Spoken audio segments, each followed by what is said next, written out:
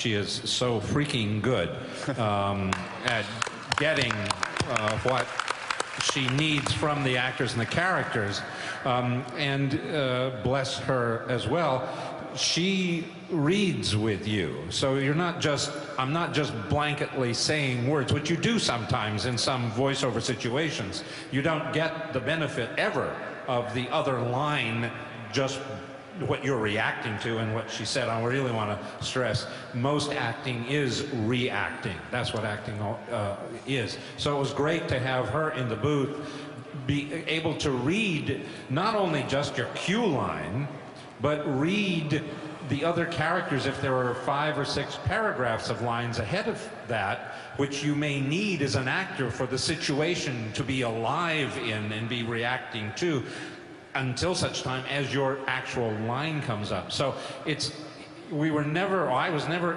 speaking in a void. I was always actually speaking, reacting to a very specific voice and a very specific word, which really is a huge help. All right. That's true. Looks like that's going to end our Q&A. Let's give it up again for our panelists. Where's that at? You're watching BlizzCon, only on DirecTV. Welcome back to BlizzCon live here on DirecTV in high definition. You just saw it. Tricia Helfer from Battlestar Galactica is going to play Kerrigan in the brand new Starcraft 2. And the fans here are having fun playing Blizzard games. Starcraft 2, Diablo 3, and the brand new World of Warcraft Cataclysm, which was announced live yesterday, and you saw it right here on DirecTV.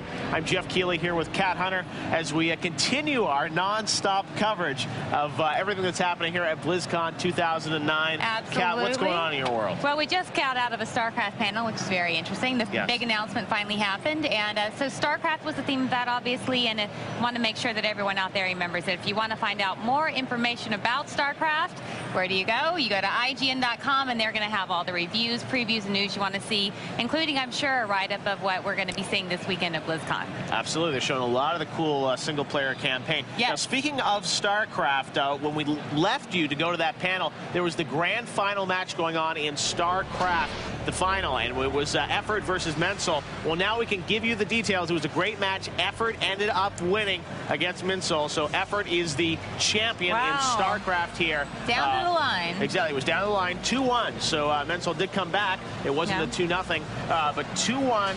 Effort is the winner in the Starcraft tournament, and that wraps up that tournament here at BlizzCon. A lot of money on the line for that. Now, we also have a lot of things going on around the convention. Kat and I have been interviewing all the executives from Blizzard, but Joe Garcia, our field reporter, is out there getting some of the color of what's happening at all the booths with all the fans. So let's go out to Joe right now. Joe, what's going on out there? Hey guys, we're here on the floor with one of our partners here, with Blizzard's partner, Steel Series. They created one of the mice that are in the BlizzCon store, which actually sold out on the very first day.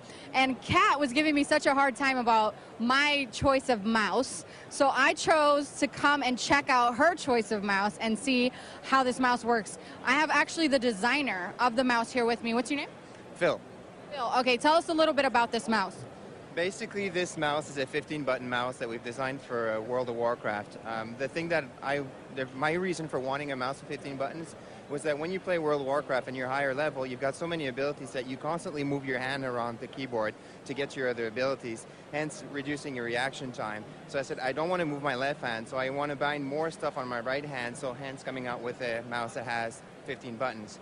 Now, I just didn't want to limit it to 15 buttons. I wanted these buttons to be all completely configurable, so that you could program to anything that you want, and you can even do in-game macros on them using the exact same scripting language that you would do in the game. Also, in the layout of this mouse, when we were designing it, something that was really important for us was to keep the ergonomics really good.